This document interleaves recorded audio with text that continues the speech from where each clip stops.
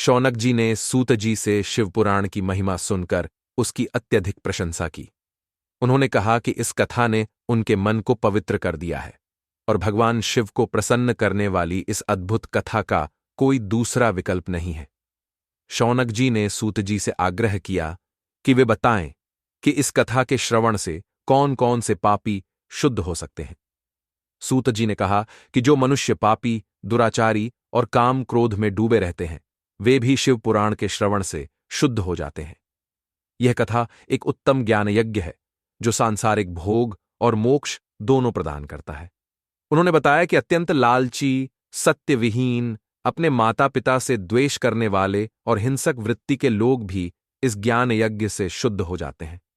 सूत जी ने एक प्राचीन कथा सुनाई जिसमें किरात नगर के एक पापी ब्राह्मण देवराज का वर्णन था। देवराज अज्ञानी, दरिद्र और वैदिक धर्म से विमुख था। उसने अधर्म से बहुत सारा धन अर्जित किया और अपने पाप कर्मों के कारण वह वेश्यावृत्ति में लिप्त हो गया। देवराज ने अनेक पाप किए और एक वेश्या के साथ रहने लगा, यहां तक कि उसने अपने माता पिता और पत्नी की हत्या भी कर दी। वह अपने पाप कर्मों में इतना लिप्त था कि उसने अपने परिवार को मारकर उनका धन भी हड़प लिया। इस प्रकार वह वेश्यागामी और शराबी बन गया। एक दिन वह प्रयाग में एक शिवालय में पहुंचा जहां उसे ज्वर हो गया और वह शिवपुराण सुनने लगा। शिवालय में साधु महात्मा एकत्र थे और शिवपुराण की कथा सुनाई जा रही थी। ज्वर से पीड़ित देवराज ने उस कथा को ध्यानपूर्वक सुना।